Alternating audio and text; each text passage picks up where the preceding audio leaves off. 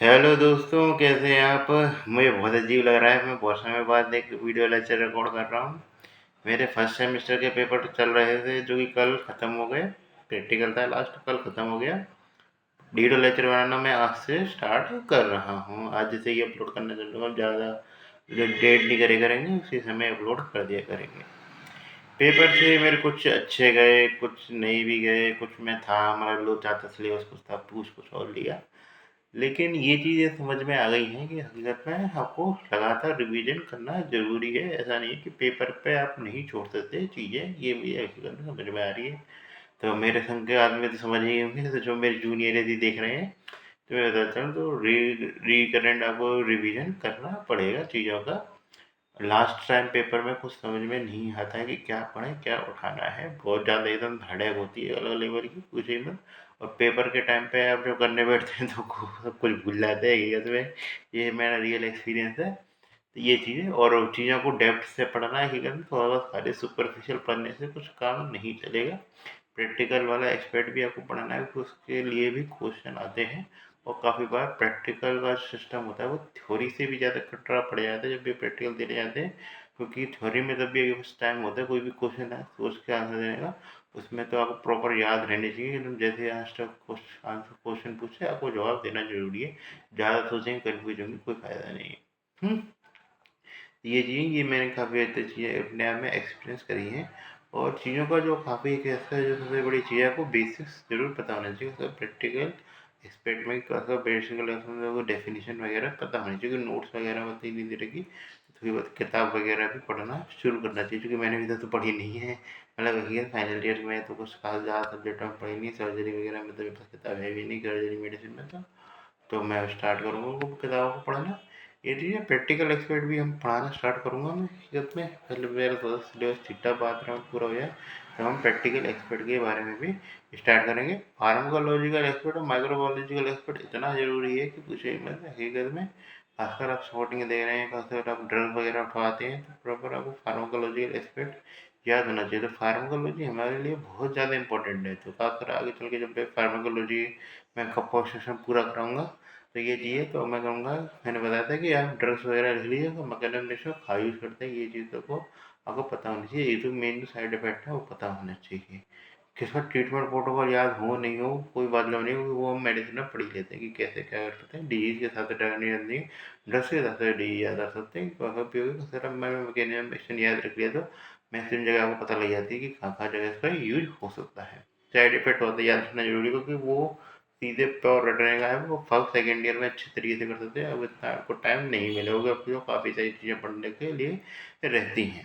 ठीक है, तो मेरे साथ अभी क्वेश्चन का कुछ आता है तो चीज़ें समझ रहे होंगे। मैं ज़्यादा लंबा बोल लूँगा नहीं, हम सीधे टॉपिक पे आएंगे। तो टॉपिक जो है वो है हमारा इस तरीके से यूवीआइटिस के बारे में। तो यूवीआइटिस क्या होता है इस तरीके से, पर्टिकुलरली तो यूवीएल टिश्यू होता है हमारा। यूवीएल टिश्यू में क्या बहुत सी स्ट्रक्चर आती हैं। तो यूवीएल टिश्यू में मैंने बताया था कि जो हमारे आती है तरीके से 3 स्ट्रक्चर आती है। एक आती है हमारे आइरिस, एक आती है हमारी सिलियरी बॉडी, और एक आती है हमारी कोरोइड। ये जी। तो आइरिस क्या होता है तरीके से, आइरिस जो होती है तरीके की जो कवर करती है लेंस, जैसे हम पिपिल बनता है। और कोरोइड बात करके सिलियरी बॉडी का, तो उसके तरीके से 2 पार्ट होते हैं। एक तो पार्ट सिलियाटा, पार्ट प्लाना। पार्ट सिलियम में तो बाद में सिलियरी प्रोसेस निकलते हैं, जिसके कारण जो लेंस को होल्ड करने का, बट पार्ट प्लाना से जस्ट पीछे का हिस्सा होता है। और उसके बाद क्या आता है कोरोइड, जो कि हकीकत में पूरी तरीके से तो लेवाइना कर्वोसा वाला शेर ये रीजन छोड़ दो तो पूरे तरीके से रेटाइना को कवर करके रखता है। अब पूरा ये तरीका आई वो कवर करके रखता है पोस्टीरियर एस्पेक्ट से। इसलिए यूवीआइटिस को कैरेक्टराइजेशन किया जाता है यूवीआइटिस का। तो इस तरीके से इसको कैटेगराइजेशन करने के नाम पे इस तरीके से हम 2 या 3 प्रकार से कैटेगराइजेशन करते हैं। अनाटॉमिकल कैटेगराइजेशन करते हैं, एंटीरियर यूवीआइटिस। एंटीरियर यूवीआइटिस का मतलब कहता है तो आइरिस इन्वॉल्व है या फिर पार्ट सिलियाटा इन्वॉल्व है। ठीक है? यदि मान लीजिए तो पार्ट्स प्लाना ही इन्वॉल्व है खाली, तो वो उससे कहते हैं यूवेटिस इंटरमीडियट। हाँ, और यदि ऐसे चले इसके पीछे कोरोइड इन्वॉल्व है तो पोस्टीरियर यूवेटिस कहा जाता है। यदि ये तीनों चीज़ें इन्वॉल्व है और पूरी तरीके से यूवियल टिश्यू इन्वॉल्व है तो उसे पेन यूवेटिस कहा जाता है। ठीक है, टर्मिनोलॉजी समझिए। अब बात करते हैं इन्फ्लेमेशन के आधार पे, तो एक तरीके से इन्फ्लेमेशन हो सकता है एक्यूट इन्फ्लेमेशन, क्रॉनिक इन्फ्लेमेशन हो सकता है, रिकरेंट इन्फ्लेमेशन हो सकता है। कब कब कहेंगे? तो एक्यूट इन्फ्लेमेशन कहेंगे यदि ये डिसीज का ड्यूरेशन है वो 3 हफ्ते मतलब 3 महीने के अंदर अंदर है इसका ड्यूरेशन, तो इसलिए उसको क्या कहेंगे? एक्यूट। यदि ये ड्यूरेशन 3 महीने क्रॉस कर गया है तो उसे क्रॉनिक कहेंगे। और रिकरेंट कब कहेंगे? तो रिकरेंट ये कहेंगे कि वो दूसरा एपिसोड 3 महीने के बाद आना चाहिए। ये माना जाता है कि डिजीज जनरल 3 महीने तो आराम से रुकती ही है, तो इसलिए 3 महीने के अंदर एक एपिसोड आया तो दूसरा एपिसोड भी 3 महीने के अंदर आया, तो माना जाएगा वो फिर दोबारा एग्जरेटेड हुआ है, कोई दूसरा रिकरेंट एपिसोड नहीं है। तो रेमिशन में कम से कम 3 महीने तो लगते ही हैं इसको पूरा बंद होने में। ठीक है, तो एक एक करके सारे बात करेंगे। उसके अलावा बात करूँगा कुछ के देखिए, तो कोई ग्रेनुलोमेटस और नॉन ग्रेनुलोमेटस के आधार पर भी क्लासिफिकेशन कर दिया जाता है। ग्रेनुलोमेटस की मैं कॉज बताऊँ मेनली, तो वो आते हैं सर्कोइडोसिस, टीवी, सिफिलिस, लेप्रोसी, ये तरीके से मेन कॉज रहते हैं। नॉन ग्रेनुलोमेटस की ज़्यादातर कॉज इसके अलावा के रहते हैं। ये हम धीरे धीरे करके सारे कॉजेज की बात करेंगे धीरे धीरे करके। सबसे पहले हम आते हैं इस तरीके से एंटीरियर यूवेटिस। क्या हो गया एंटीरियर यूवेटिस? एंटीरियर यूवेटिस में क्या क्या चीज़ें देखने को मिलती हैं?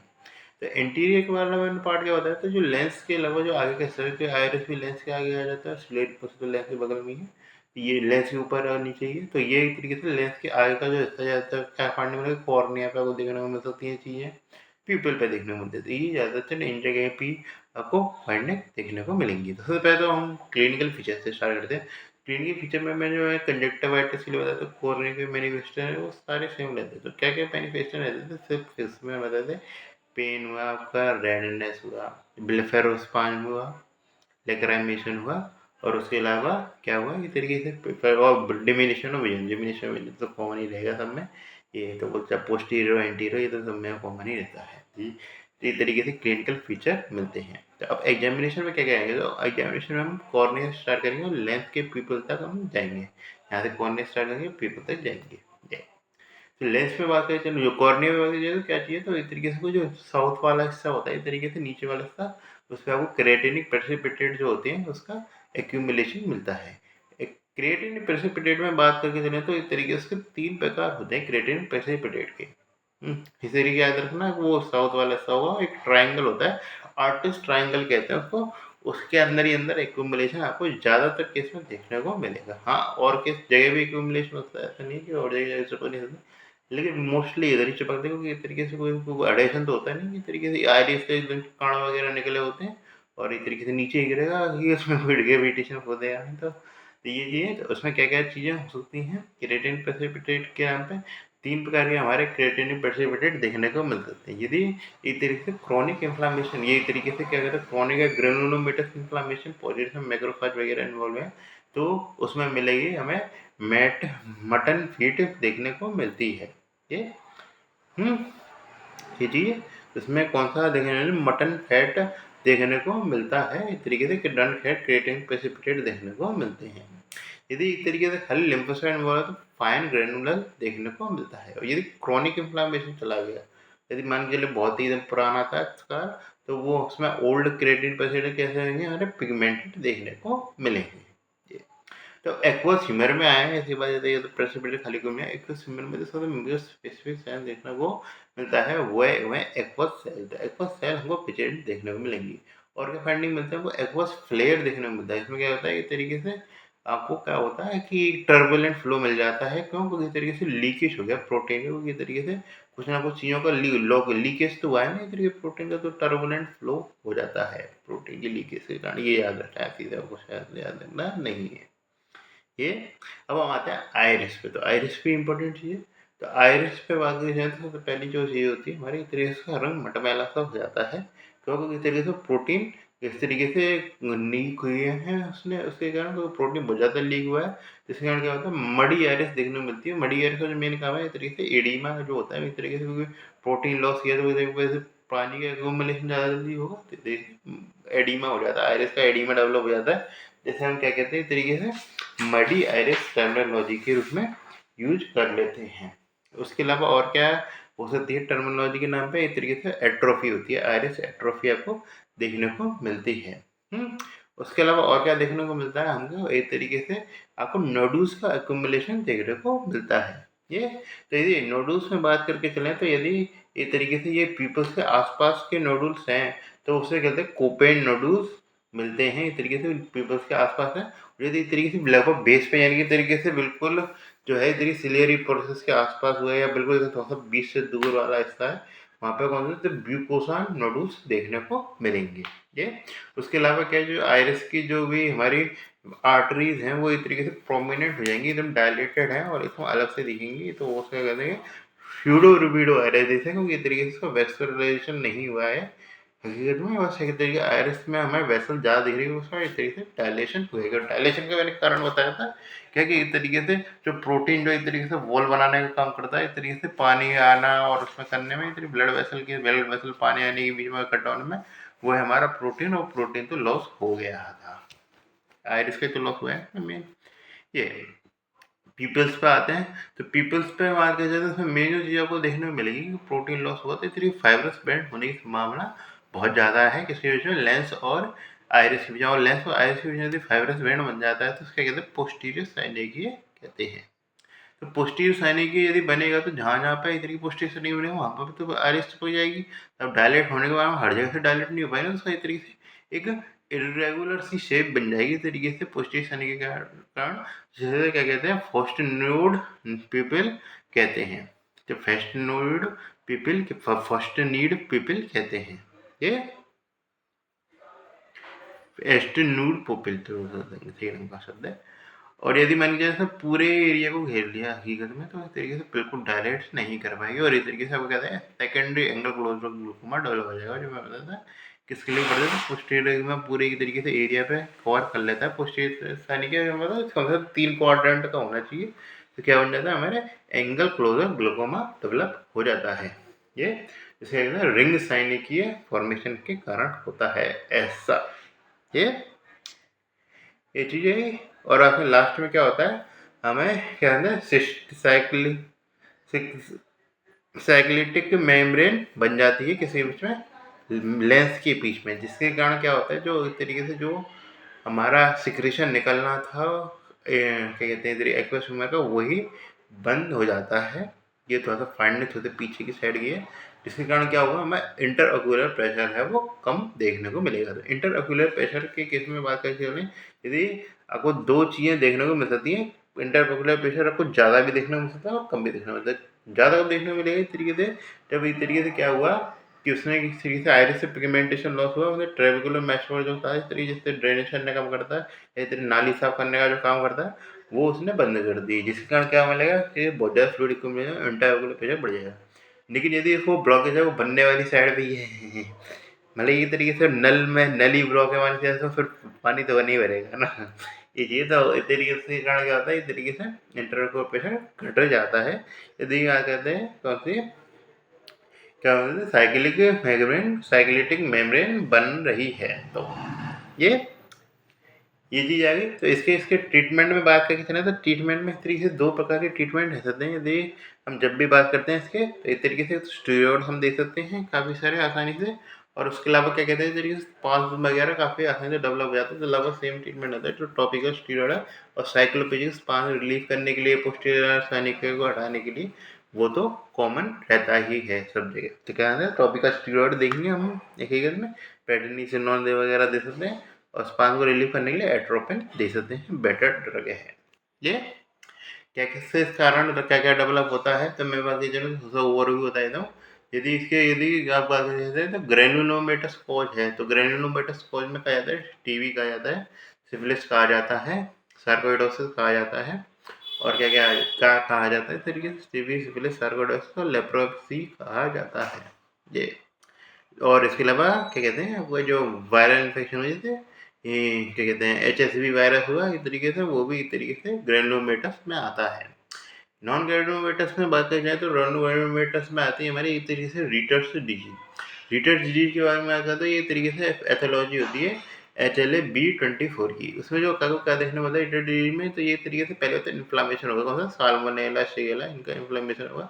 उसका वो ड्राइड देखने को मिलता है can't P can't see can't go, मतलब अर्थराइटिस देखने को मिलेगा, कोई भी नहीं दिखता यानी कि तरीके से कंजक्टिवाइटिस देखने को मिलेगा, और एंटीरियोवाइटिस तो देखने को मिलता ही है। और क्या देखने को, पी का मतलब होता है यूरेथ्राइटिस। ठीक है, ये चीज़ें याद है, कांड भी कहाँ से, कान को। ये चीज़ तो ये रीटर सिंड्रोम होता है, मैं तो आर्थराइटिस में वाले सेशन में पढ़ते हैं इसको ये। और क्या चीज़ें देखने को मिलती है, कि बेसेट डिजीज देखने को मिलती है। बेसेट डिजीज जो होती है उसमें ये चीज़ ध्यान रखना, इस तरीके से पेन यूविएटिस है, हालांकि एंटी यूविएटिस में ही पढ़ा देते हैं, पेन यूविएटिस मिलती है इसमें मेन। तो इसमें क्या देखिए देखने को मिलती है आपको, ये B27 से बेलगे B27 से तो वो जोड़ा है, B5B51 जरूर याद रखना इसका टर्मिनोलॉजी वो है।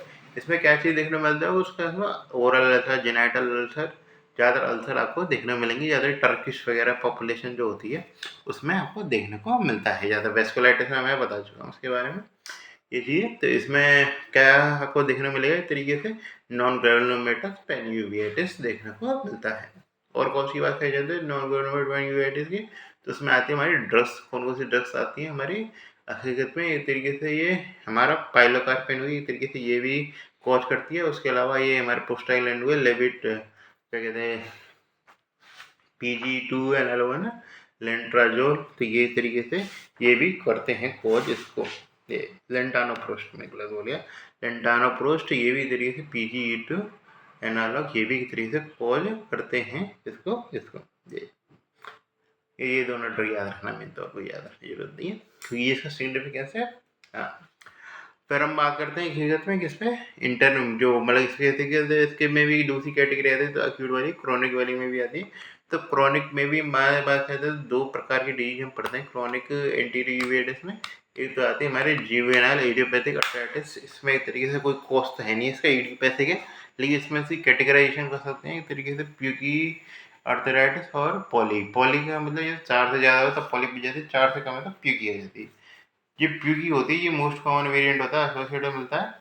इसमें प्यूकी में बात करते हैं, यदि इस तरीके से ये क्या है, टाइप 1 है, तो टाइप 1 किस में मिलता है इस तरीके से, तो गर्ल्स और फर्स्ट क्या है, लेडीज फर्स्ट का, तो गर्ल्स में मिलता है और ये मोस्ट कॉमनली एसोसिएटेड होता है। टाइप 2 मिलता है इस तरीके से बॉयज़ में, इतना याद रखना काफ़ी होगा मेरे हिसाब से। उसके अलावा क्या आते हैं हमारे फिक्स हेटेरोक्रोमिया आ जाती है इस तरीके से, कुछ हेटेरोक्रोमिया, इसमें क्या होता है आपको इस तरीके से, वो ये क्रोनिक एंटीरियर यूवेटिस मिल रहा है, और दोनों मैंने बता दिया, ऊपर वाला और ये वाला भी दोनों नॉन ग्रेनुलोमेटस है। ग्रेनुलोमेटस की मैंने बता दिया, वो बस खाली ग्रेनुलोमेटस के कॉज याद रखना, बाकी ज़्यादातर आपको नॉन ग्रेनुलोमेटस ही रहते हैं। तो इसमें क्या देखने को मिलता है इस तरीके से, इसमें जो मिलता है एक तरीके से कोई यूनिलेटर मिलेगा, और इसमें क्या होता है हेटेरोक्रोमिया, समझ रहे होंगे, फिर हेटेरोक्रोमिया तो हेटेरो आइरिस का कलर चेंज हो जाएगा। इसमें याद रखना हेटेरोक्रोमिया आइरिस उसमें होते देते हैं ना लेंटानोप्रोस्ट की पोजिशनिंग में। हाँ, तो इसमें क्या चीज़ आती है अंतर, इसमें एक तरीके से हाइपर पिगमेंटेशन होता है, उसमें हाइपो पिगमेंटेशन हो रहा है, इसमें ये चीज़ है, इसमें हाइपो पिगमेंटेशन होता है, कोई तरीके से पेरिफेरल एंटीसाइनिके का निर्माण नहीं होता है। इसमें जो सबसे बड़ी फाइंडिंग देखने को मिलती है कैटरेक्ट फाइंडिंग आपको देखने को मिलती है। ये ऐसी जगह पर स्टीरॉयड को देने का कोई फायदा नहीं है। मेन जो चीज़ आपको ट्रीटमेंट करेंगे वो करेंगे कैटरेक्ट का, सीधे किसके IOL लेंस लगा के ट्रीटमेंट कर देंगे। ये तो आते हैं एक तरीके से इंटरमीडिएट यूवीआइटिस पे, तो इंटरमीडिएट यूवीआइटिस में पता चलता है कि पार्ट्स प्लाना का इन्वॉल्वमेंट होता है। इसमें आपको दो फाइंडिंग याद रखनी है, यदि इस तरीके से खाली सेल देखने को मिल रही है विट्रस फीमर, कोई विट्रस फीमर इन्वॉल्व रहेगा तो उसे कहते स्नो बॉल्स कहेंगे।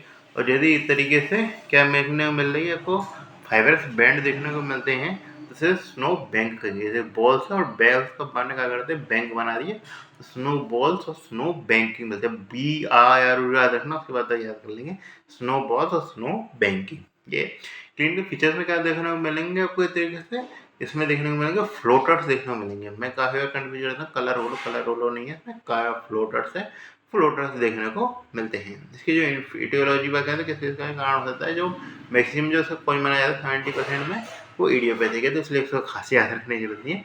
याद रखने का काम कर सकते हैं सार्कोइडोसिस, और जो जिसमें पेन यूविएटिस मिलती है ना, तो जैसे टीवी हुआ, लैपटॉप हुआ, उस केस में एक तरीके से इन्वॉल्व मिलता है। बाकी किसी स्पेसिफिक इसका क्वेश्चन ये सही है एक तरीके से, मतलब वो इडियोपैथिक ही है, इसलिए मतलब उसका सिग्निफिकेंस नहीं है। तो जो सिग्निफिकेंस है उसके इसके ट्रीटमेंट में है। ट्रीटमेंट में क्या सिग्निफिकेंस, उसमें तो हमने खाली बस स्टीरॉयड दे दिए तरीके से, और वो क्या कर दिया हकीकत में, वो हमने रिलैक्स करा दिया और कुछ नहीं। इसमें एक तरीके से नाटकबाजी होती है ट्रीटमेंट की, इस तरीके से पार्श्वलेटाइटिस बहुत सारी चीज़ें कर सकता है हकीकत में। हालांकि इसमें रेटाइना वगैरह का इन्वॉल्वमेंट अभी तक करा नहीं है, तो इसलिए लेकिन चीज़ों का इन्वॉल्वमेंट आगे चल के कर सकता है, तो इसलिए आपको ट्रीटमेंट करना ज़रूरी है। इसका ट्रीटमेंट काफ़ी लंबा रहता है। सबसे पहले क्या देते हैं, स्टेप 1 में लोकल स्टीरॉइड्स आपको देखने को मिलेंगे, जिसमें आपको है इंजेक्ट करेंगे तरीके से। ऐसा भी नहीं खाली बस टॉपिकल एप्लीकेशन है, इंजेक्ट करना पड़ेगा, क्योंकि सिंपल सी बात है, वो तो खाली एंटीरियर सर्विस को कवर करता है ना, हमें तो अंदर भेजना है, तो इंजेक्टेबल होगा, इसको टॉपिकल शब्द नहीं जाएगा खेत में। लोकल जो भी शब्द यूज़ करते हैं, लेकिन इंजेक्टेबल यूज़ करेंगे। इंजेक्टेबल में ट्रांससेलेनोन एसीटेट, और ड्रग याद रखना क्या है, ट्रांससेलेनोन एसीटेट। यदि उससे भी इतनी फ़ायदा नहीं मिल रहा है, तो इसलिए हम क्या देखेंगे, सिस्टमिक। तो सिस्टमिक में तो यही याद रखनी, प्रेडनिसोलोन। हाँ, यदि मान के चले इससे भी फायदा नहीं मिल रहा है, तो इम्यूनोसप्रेसिव थेरेपी यूज कर सकते हैं, मीथोट्रेक्सेट, साइक्लोस्पोरिन वगैरह ये यूज करते हैं। और नहीं तो लास्ट में कहते हैं सर्जरी वाला ऑप्शन जाता है, पार्ट्स पेक्टेक्टमी सर्जरी पे जाएंगे। ये पोस्टीरियर यूवेटिस की बात करके चलें, इस तरीके से ये चीज़ हुई। तो लास्ट में आती है पोस्टीरियर यूवेटिस। तो पोस्टीरियर यूवेटिस में क्या होता है, कोरियो रेटिनाइटिस भी कह दिया जाता है। इसमें आपको शायद रखना है नहीं है, सारी फंडिंग है, डिजीज के हिसाब से हम पढ़ेंगे। ये सबसे पहली जो डिजीज आती है, जो हम अलग अलग एक करके बात करूँ, तो सबसे पहली डिजीज आती है हमारी जुवेनाइल इडियोपैथिक आर्थराइटिस है। तो उसके बारे में बता चुका हूँ, बताने की जरूरत नहीं है। इसका ट्रीटमेंट याद करने की भी जरूरत नहीं है। तो उसमें ये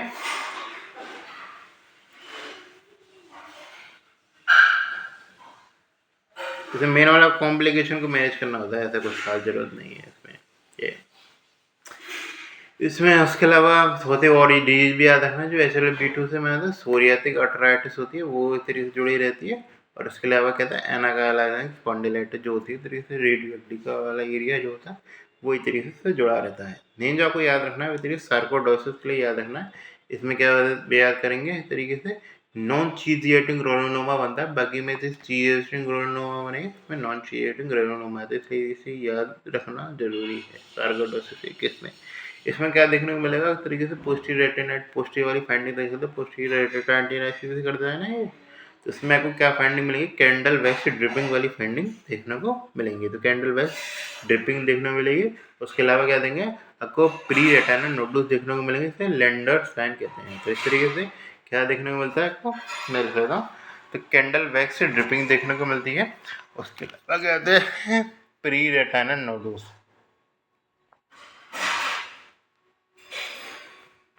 पीरियड नोडल्स को क्या कहते हैं, लेंडर साइन। ये इसमें हम थोड़ा बहुत जो बाकी की चीज़ें हैं, सार्कोइडोसिस वाले सिस्टम में पढ़ा दी गई हैं, तो फिलहाल बार बार चर्चा नहीं करेंगे। आती हैं इस तरीके से बेसेट डिजीज, जैसे हम आते हैं लॉवग्रेन सिंड्रोम को होता है। तो लॉवग्रेन सिंड्रोम में बताया था इस तरीके से क्या बायर हाइडर लिम्फेडेनोपैथी, और कहते हैं एरिथेमा नोडोसम मिल रहा है, और इसके अलावा एंटीयूबिटेसिस भी मिल रहा है। हाँ, तो लॉवग्रेन सिंड्रोम ऐसे करके टर्मिनोलॉजी से पता होनी चाहिए सार्कोइडोसिस के बारे में। एक आती है बेसेट डिजीज। बेसेट डिजीज जो आती है उसमें बारे में मैक्सिमम पढ़ चुके हैं, ये है, तो इसमें बताने की जरूरत नहीं है। अब आती है तरीके से वायरल यूवेटिस। वायरल यूवेटिस में इस तरीके से इसमें भी अभी याद रखने की जरूरत नहीं है, HSV वगैरह इन्फेक्शन होता है ये। तो इसे हम ढंग की डिजीज देखते हैं, मैं कोई आ रही हो तो ढंग की डिजीज में आती है हमारी पैरासाइटिक यूवेटिस। पैरासाइटिक यूवेटिस में इस तरीके से हमारी आती है दो डिजीज याद रखनी है, क्योंकि दो इस तरीके से मोस्ट कॉमन कॉज में आते हैं हमारे इधर पोस्टीरियर यूवेटिस स्पेसिफिक केस में बात करें तो। एक वो आती है टॉक्सोप्लाज्मोसिस, एक तरीके से स्पेसिफिक पोस्टीरियर यूवेटिस करता है। तो इसमें बात बोलते हैं कैट वगैरह वाला सिंड्रोम जानते होंगे ज़्यादातर आपको, माइक्रोइड थोड़ी बहुत भी ढंग से पड़ी तो कोई आता होगा। इसमें क्या हुआ है, तो करना वो हेडलाइट इन फॉग अपीयरेंस होती है, तो ये जरूर याद रखना।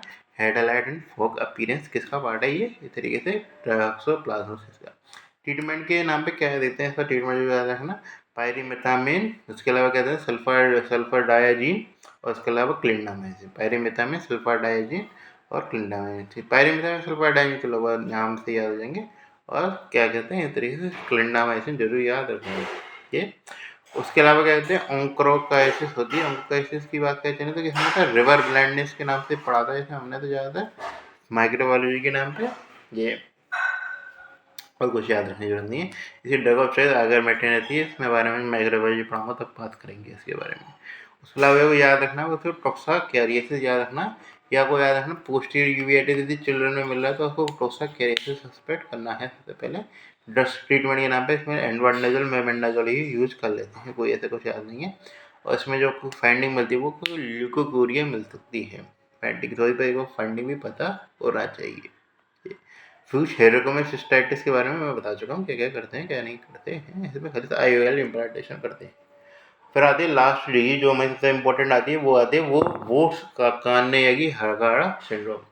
वोट्स कानेगी हड़ागा सिंड्रोम के बारे में क्या क्या फाइंडिंग मिलती है, तो हमारे एक तरीके आई का इन्वॉल्वमेंट होता है और ये सिस्टमिक फाइंडिंग।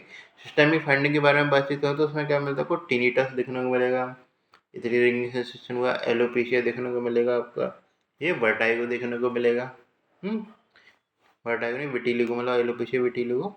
स्किन वाली फाइंडिंग हुआ, ईयर वाली फाइंडिंग में टिनिटस देखने को मिलेगा। आई वाली फाइंडिंग पे बात करके चलो तो क्या क्या देखने मिलेगा, तो उसके फेज देख रहे थे, फेज बता लीजिए। पहला जो आता है हमारा प्रोडर्मल फेज होता है, जिसमें एक तरीके से खाली न्यूरोलॉजिकल और ऑडिटरी मैनिफेस्टेशन देखने को मिलते हैं। ये मेनिंजाइटिस भी देखने को मिलता है, मैं बता रहा है मेनिंजाइटिस एंसेफेलाइटिस, यदि न्यूरोलॉजिकल जो है वो देखने मिलता है, ऑडिटरी में आता है टिनिटस देखने मिलता है। उसमें आता है पहला जो फेज सेकंड आता है वो एक्यूट यूवेटिस फेज देखने को मिलता है, जिसमें एक तरीके से ग्रेनुलोमेटस पेन यूवेटिस देखने को मिलता है। तो ये एक और कोज है हमारा ग्रेनुलोमेटस पेन यूवेटिस का, इसमें हमने बातचीत करी नहीं थी, इस तरीके से ग्रेनुलोमेटस पेन यूवेटिस का कोज है ये। इसमें क्या देखने को मिलता है, एक्सुडेटिव रेटाइनल डिटैचमेंट देखने को मिलता है, एक तरीके से पोस्टीरियर साइड में एक्सुडेटिव रेटाइनल डिटैचमेंट देखने को मिलता है ये। फिर आती है हमारी एक तरीके से यूवेटिस का कन्वर्सेंट फेज। कन्वर्सेंट फेज में क्या देखने को मिलता है, वो डीपिगमेंटेशन देखने को मिलता है। कन्वर्स मतलब एक से ट्रांसफॉर्म होता है, डीपिगमेंटेशन होता है। यदि इस तरीके से पेरीलिम्बल हो जाता है, सुगवारिन साइन होता है, और यदि कोरोइड पे हो रहा है तो इस केस में सनसेट ग्लो फंडस देखने को मिलता है। फंडस में तो कोरोइड के फंडे होते हैं, सनसेट ग्लो फंडस, और एक तरीके से सुगवारिन सिंगवीरा साइन देखने को मिलता है। उसके अलावा विटिलिगो भी मिली होता है, डीपिगमेंटेशन से रिलेटेड ना, कन्वर्जन करके सारी भी तरीके से डीपिगमेंटेशन देखने को मिल रही है। तो लास्ट में आती है वो आती कॉनिक रिकरेंट फेज, जिसमें एक तरीके से रिकरेंट यूविएटिस देखने को मिलता है। तो मेरा को याद रखना, सेकंड वाला याद रखना, थर्ड याद रखना। पहले में तो खाली बस ऑडिटिव मैनिफेस्टो, और थर्ड फोर्थ में तो रिकरेंसी हो रही है। ट्रीटमेंट के नाम पे क्या देखने को, मेथाइल पेडनिसोलोन देते हैं आई 3 से 5 दिन के लिए। ये तो इस प्रकार हमारा ये बहुत टाइम बाद पहला लेक्चर था वो खत्म हो गया। तो आई होप आप आपसे पढ़ाई करना स्टार्ट करेंगे, मैं भी करूँगा, पढ़ाई करना स्टार्ट होगा, ढंग से करेंगे, अच्छे से करेंगे, ठीक है।